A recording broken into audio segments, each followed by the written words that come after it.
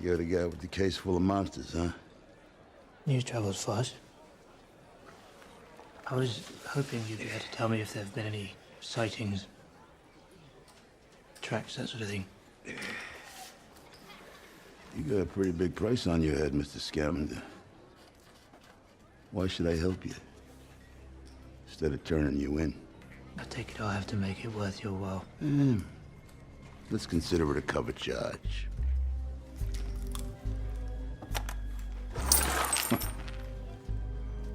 Makuza's offering more than that. Wait a minute. That's a boat? That's a boat truckle, right? No, Oh, come on. They pick locks, am I right? you're not having him. Well, good luck getting back alive, Mr. Scamander. What with the whole of Makuza on your back?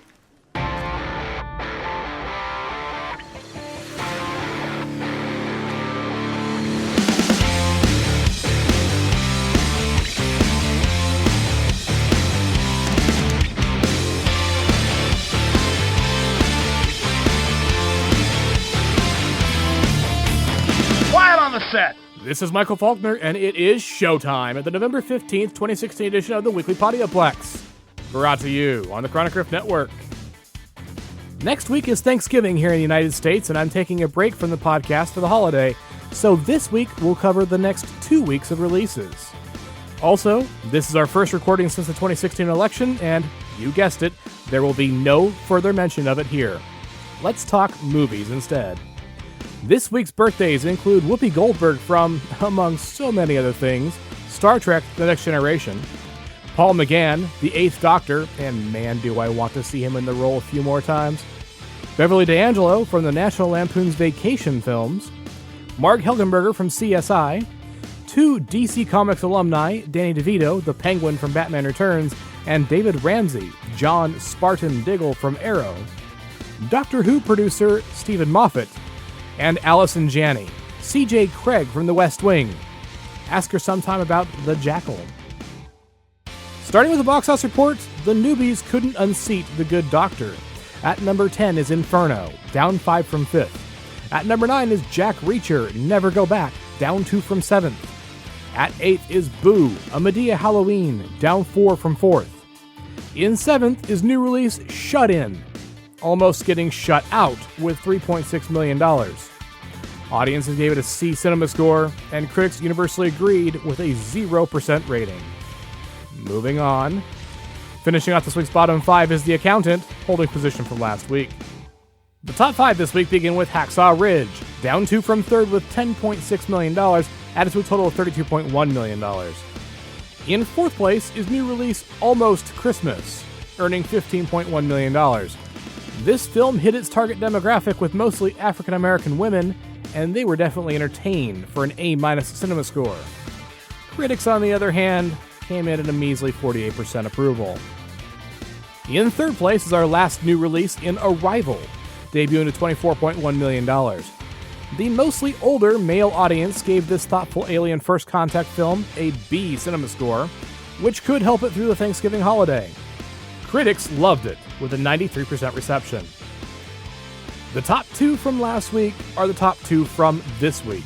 In 2nd is Trolls, adding $35 million to a total of $93.9 million.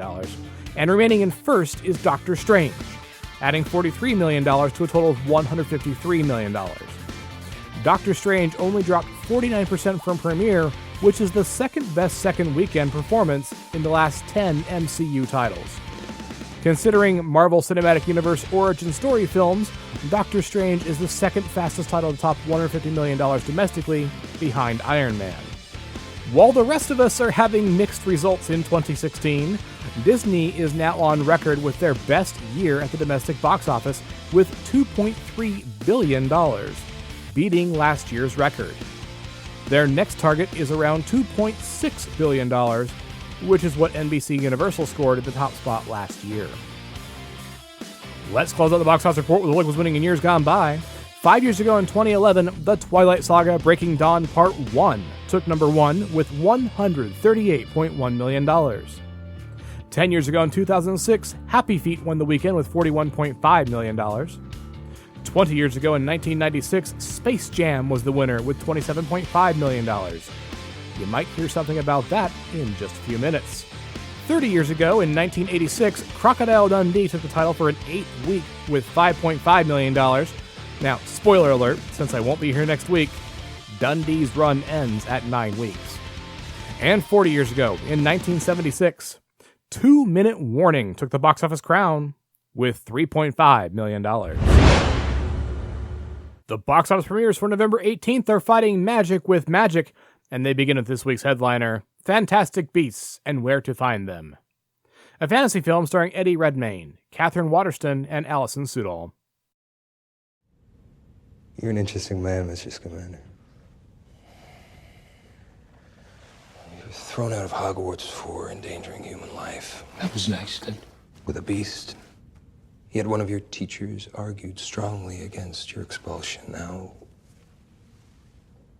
what makes Albus Dumbledore so fond of you?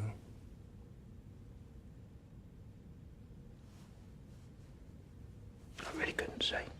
So setting a pack of dangerous creatures loose here was just another accident. Is that right? Why would I do it deliberately? To expose wizard kind. To provoke war between the magical and non-magical worlds. Mass slaughter for the greater good, you mean? Yes. Quite.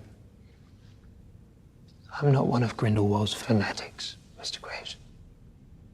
These are the adventures of writer Newt Scamander in New York's secret community of witches and wizards, set 70 years before Harry Potter reads his book in school. Fantastic Beasts and Where to Find Them is rated PG-13. The second title is The Edge of 17, a comedy drama starring Haley Steinfeld, Haley Lou Richardson, and Blake Jenner. Oh, good. I caught you. I'm so glad. Oh, do you like this dress? Does it look bad? Oh, I think it looks kind of bad, you know, it's kind of poofy and, I don't know, do my arms look bad? No?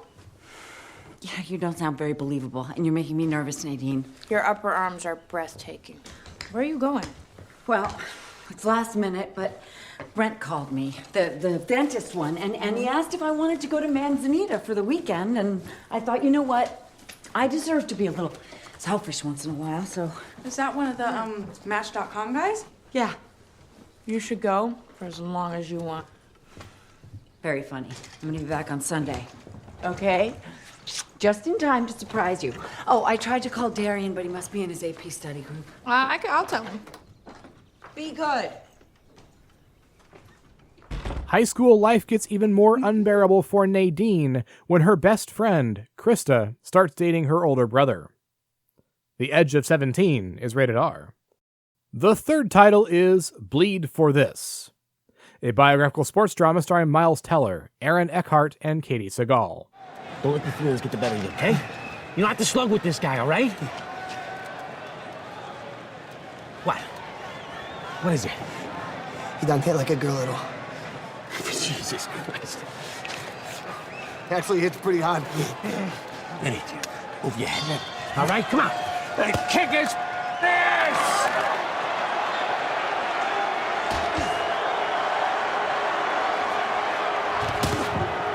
There you go. There you go.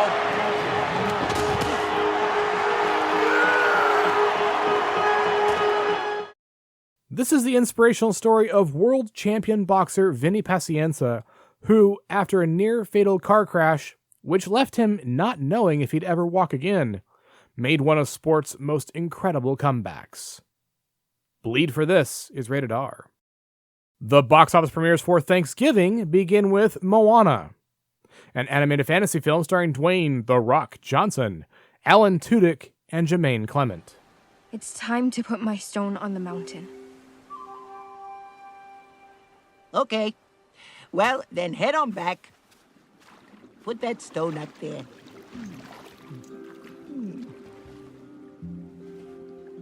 Why aren't you trying to talk me out of it? You said that's what you wanted. It is. When I die, I'm going to come back as one of these. Or I chose the wrong tattoo. Why are you acting weird? I'm the village crazy lady. That's my job. If there's something you want to tell me, just tell me. Is there something you want to tell me? Is there something you want to hear? A young woman uses her navigational talents to set sail for a fabled island. Joining her on the adventure is her hero, the legendary demigod Maui. Moana is rated PG. The second title is Bad Santa 2, a comedy starring Billy Bob Thornton, Kathy Bates, and Tony Cox. Sure you won't die up there. I've done smaller spaces, trust me. Well, if you don't make it, son, I got a cigar box make a nice casket. Who you calling son? Well, I'm proud to say that my is colorblind, so you never know. Oh. Whoa. You go, little sperm. Get up in there. Well, you don't see something like that every day. Fueled by cheap whiskey, greed, and hatred, Willie teams up once again with his angry little sidekick, Marcus, to kick off a Chicago charity on Christmas Eve. Bad Santa 2 is rated R. The third title is Allied, a historical war drama starring Brad Pitt, Marion Cotillard, and Jared Harris. My wife is not a spy. If she is, we need to keep her in place for 72 hours so that we can identify her handler and clean out the rest of her circuit.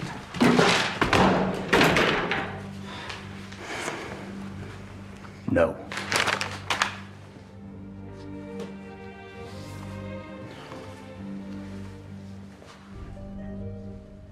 If it is proven that your wife is a spy,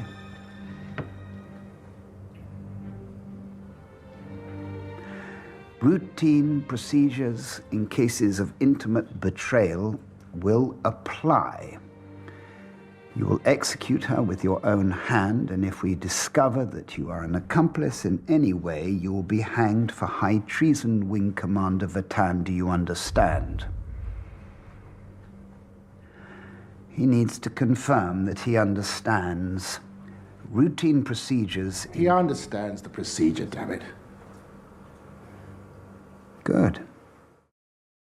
In 1942, an intelligence officer in North Africa encounters a female French resistance fighter on a deadly mission behind enemy lines. When they reunite in London, their relationship is tested by the pressures of war. Allied is rated R. And the fourth title is Rules Don't Apply, a comedy drama starring Lily Collins, Haley Bennett, and Taissa Farmiga. I heard Eisenhower sent him a telegram. If Eisenhower was really smart, he'd have Howard Hughes just bomb Moscow and have communism over and done with. I think Howard Hughes should be president.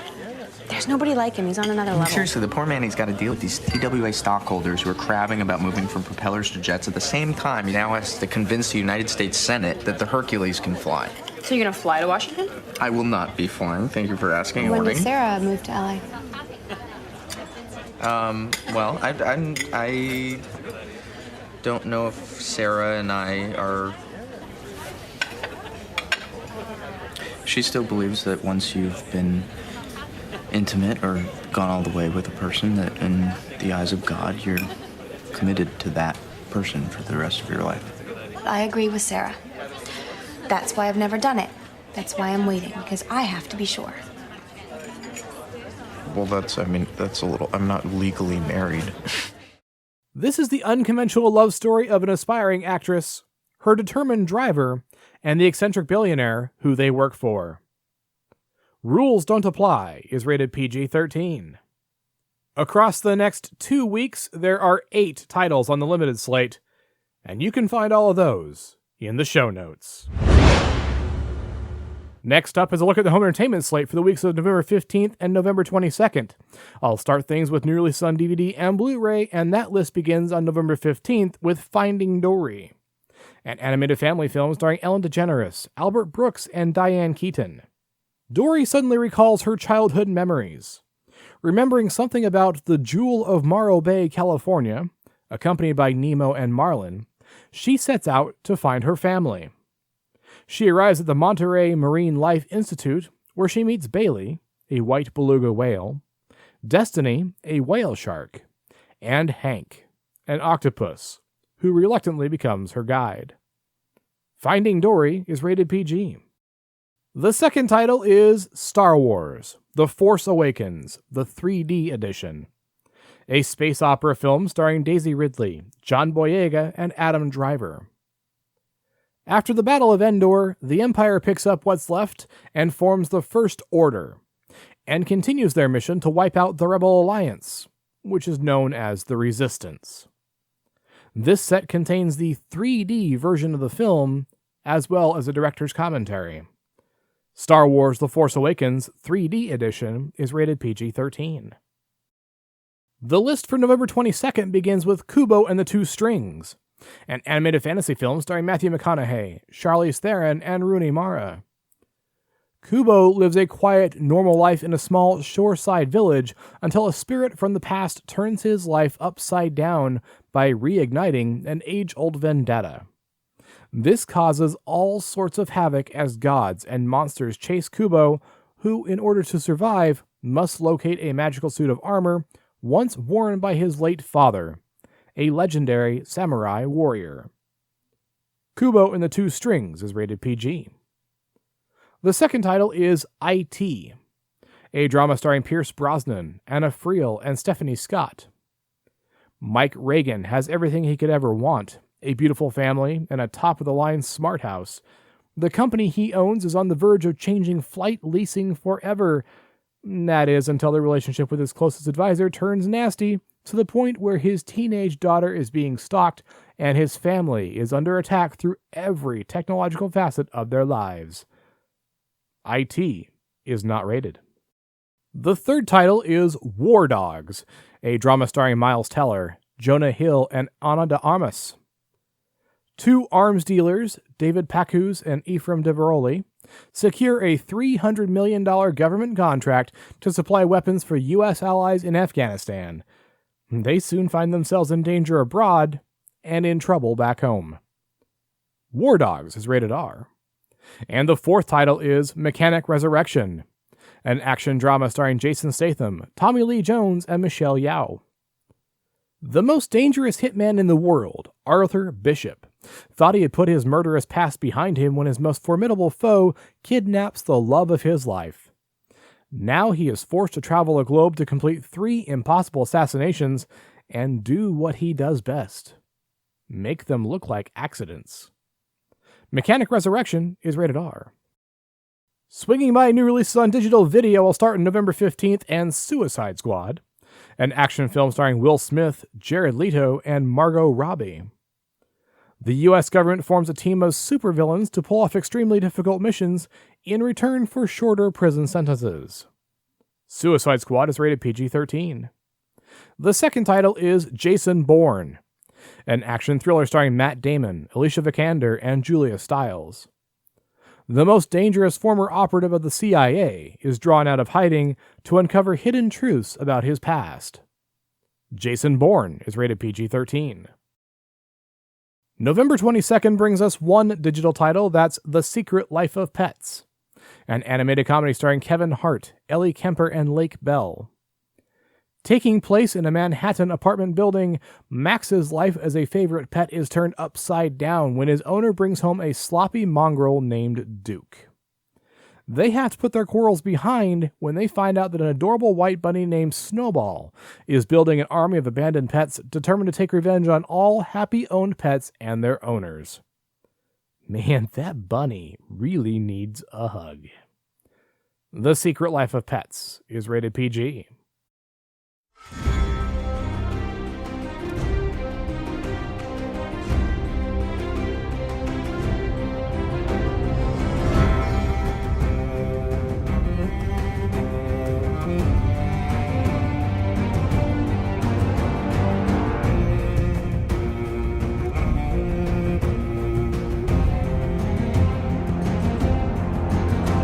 Moving right along to TV on DVD and Blu-ray, we start things there with The Game of Thrones. Season 6 from 2016, starring Lena Headey, Emilia Clarke, and Kit Harington. Summers span decades, winters can last a lifetime, and the struggle for the Iron Throne has begun. It will stretch from the south, where heat breeds plots, lusts, and intrigues, to the vast and savage eastern lands, and all the way to the frozen north, where an 800-foot wall of ice protects the kingdom from the dark forces that lie beyond. Kings and queens, knights and renegades, liars, lords, and honest men. All of them will play the Game of Thrones.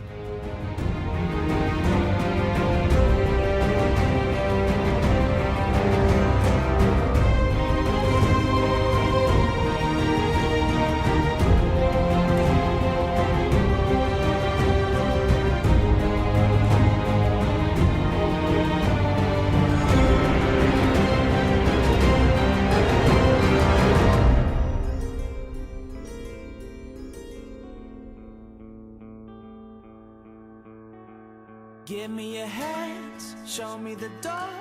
I cannot stand to wait anymore. Somebody said, be what you be.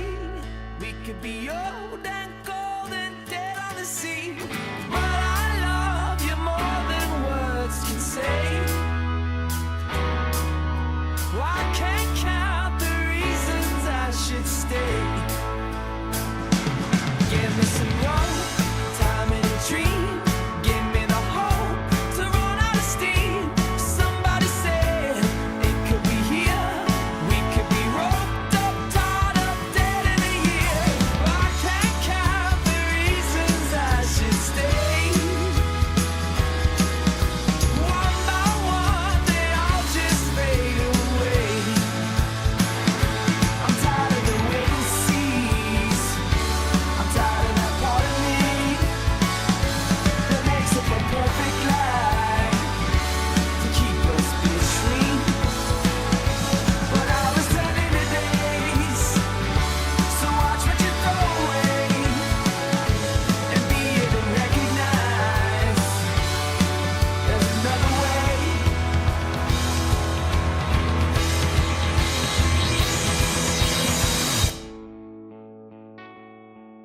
The second TV title for November 15th is Community, the complete series, spanning 2009 to 2015 and starring Joel McHale, Gillian Jacobs, and Danny Pudi.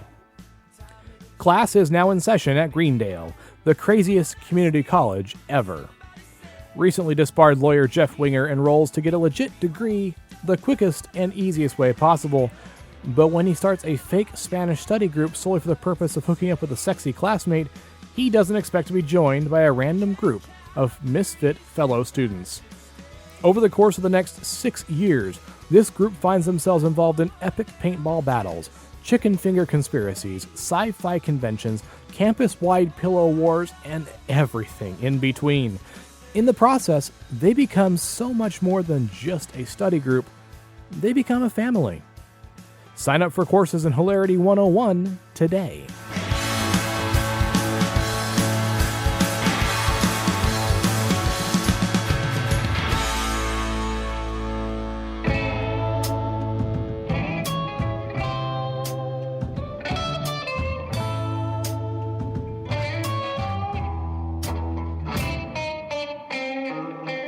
The third title is Better Call Saul, Season 2 from 2016, starring Bob Odenkirk, Rhea Seehorn, and Patrick Fabian.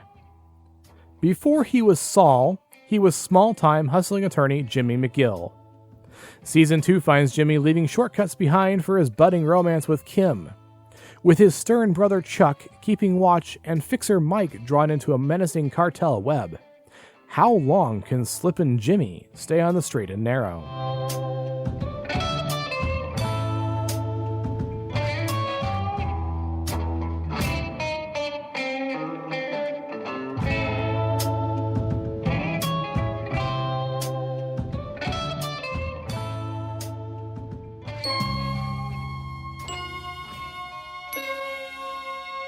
Space, the final frontier.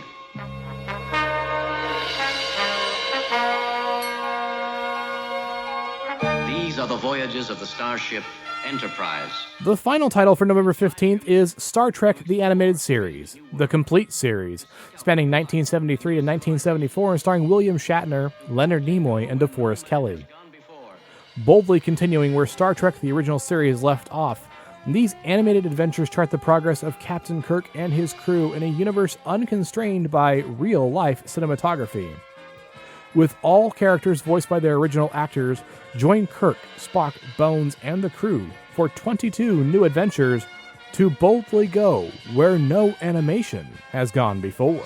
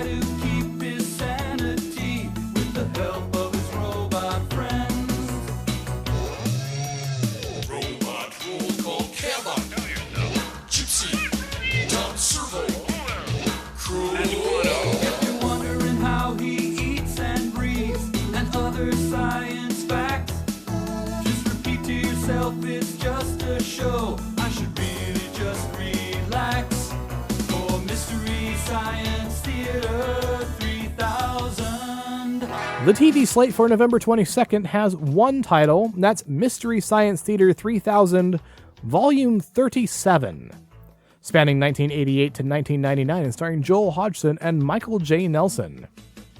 Main article, Funniest TV Shows Ever. Mystery Science Theater 3000, Volume 37. Mystery Science Theater 3000 is an American television series which aired on cable from 1989 to 1999. It was created by comedian Joel Hodgson and features a man and his two robot friends watching cheesy B movies and poking fun at them. Volume 37 contains 4 episodes of the series, all comedy gems, as determined by the Shout Factory marketing department. People who discovered MST3K through this DVD collection lived long and happy lives. Citation needed. Whoever crafts these write-ups at Shout Factory needs a raise. I love doing these. Episodes on this collection include The Human Duplicators, Escape 2000, The Horror of Party Beach, and Invasion of the Neptune Men. As an added bonus, the first 1,500 orders from ShoutFactory.com for this collection will receive an exclusive bonus disc, which will contain the MST3K Fancy Hollywood Awards preview specials, and you may even get it shipped early. Go to ShoutFactory.com for more information. I'll wrap up the home entertainment slate with Blu-rays from the past. November 15th brings one title. I foreshadowed that one earlier. It's Space Jam, a comedy from 1996 celebrating its 20th anniversary, starring Michael Jordan, Wayne Knight, and Teresa Randall. The Nerdlucks, a gang of space creatures, have been dispatched by their boss to kidnap Bugs Bunny and his Looney Tunes cohorts. Bugs challenges the aliens to a basketball tournament. If the Looney Tunes win, they remain on Earth. Bugs knows he needs some serious help, but basketball's best players are all having their skills absorbed by the aliens. Fortunately, there's a baseball player that he happens to know. Space Jam is rated PG. November 22nd's title is Chud, a horror film from 1984 starring John Hurd, Daniel Stern, and Kim Greist. A rash of bizarre murders in New York City seems to point to a group of grotesquely deformed vagrants living in the sewers. A courageous policeman, a photojournalist and his girlfriend, and a nutty bum who seems to know a lot about the creatures band together to try to determine what the creatures are and how to stop them. Chud is rated R. Okay, repeat to yourself, it's just a promo segment, and I should really just relax. Because after this brief break for about a shameless podcast cross-promotion, the Weekly Podioplex will continue. A fortune in cash and prizes is up for grabs if you can name that podcast. Contestant number 1. What podcast airs once this week and stars hosts Billy Flynn, Flinstress, and Saucy? Smodcast? I'm sorry, that is incorrect. The correct answer is Geek Radio Daily. You lose. Contestant number 2, your turn. What podcast features hosts chatting about their geeky lives and fandom? Oh, I know this one. Is it The Nerdist? Wow, really? Really? The correct answer is Geek Radio Daily. Does anyone out there know anything? I do. Okay, contestant 3. What podcast highlights audiobooks, conventions, guest interviews, and much, much more? Is it Geek Radio Daily? Well, yes, it is. You actually got it right! Geek Radio Daily has forums for geek talk, an active Facebook and Twitter page, and the award non-winning, sometimes weekly podcast. All this and more at geekradiodaily.com.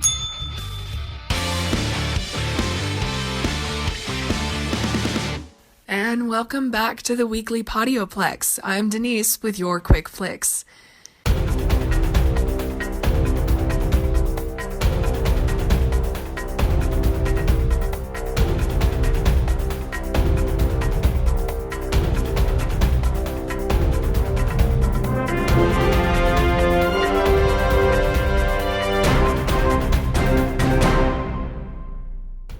If I sound terrible today, guys, it's because my body hasn't decided if I have a cold or if it's full-blown strep throat. The fact that I have no tonsils seems to make absolutely no difference to the evil currently coursing through my body. And make no mistake, it is evil. But that shall not stop us, right? Right? Alright, let's go. A Nosferatu remake? Shut the front door.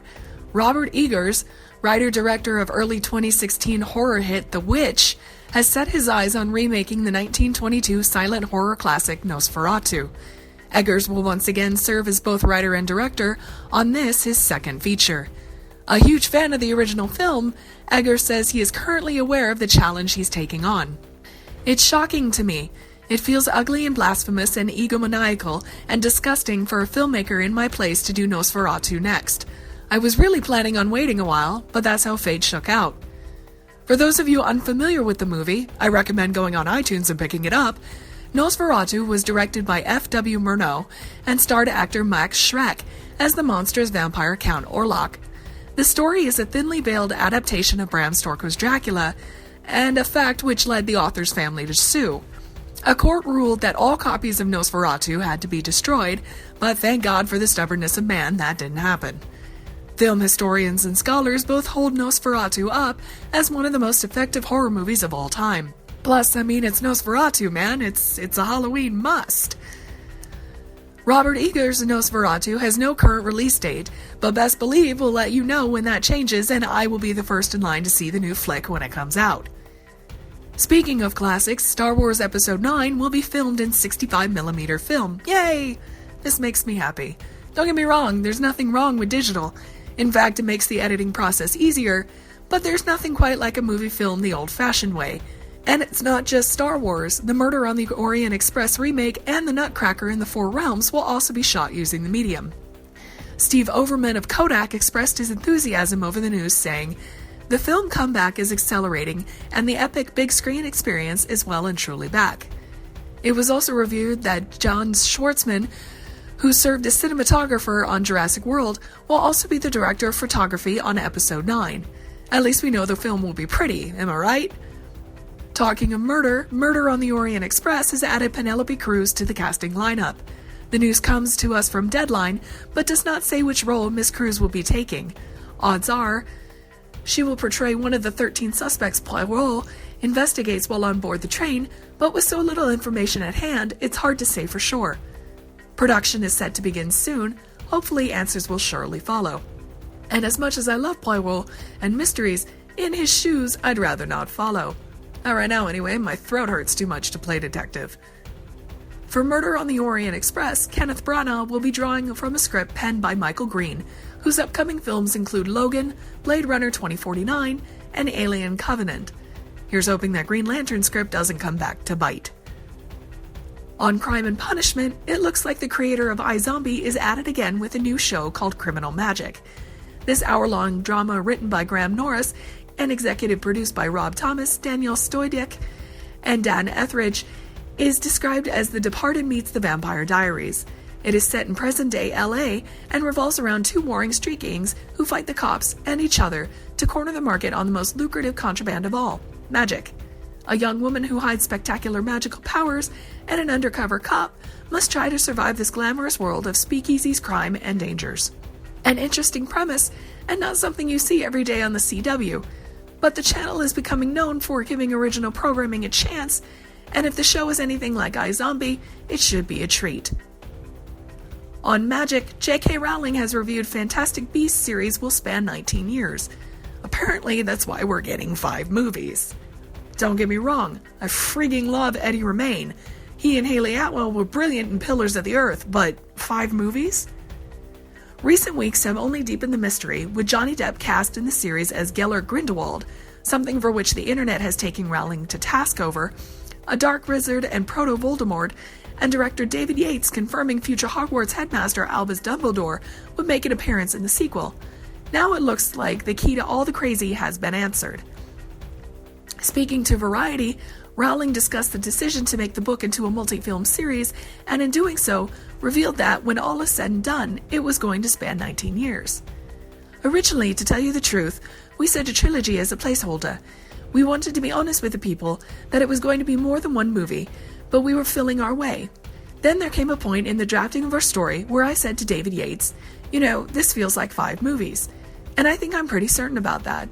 It's pretty ambitious to tell it in 5, to be honest, because we're spanning 19 years, but I can see it as an arc to 5, so that's how it happened. So if we do a little math, the first film is set in 1926, that film which comes out next week, by the way. And 19 years takes us to 1945, which to us was the end of World War II, but to the magical world was when Dumbledore defeated Grindelwald. So in reality, we're getting Albus's torturous backstory, which, oh my god, yay! I can get on board with this. I stopped watching the Harry Potter movies at the 4th one, not because the acting was terrible, but because the movie took out so much of what was good in the Goblet of Fire and tried to pass it off as an acceptable addition into the ongoing series. If any movie should have been separated into parts, it should have been that one. Triwizard Tournament marketing, anyone? But no. The Deathly Hallows was separated. Whatever. I'm not bitter.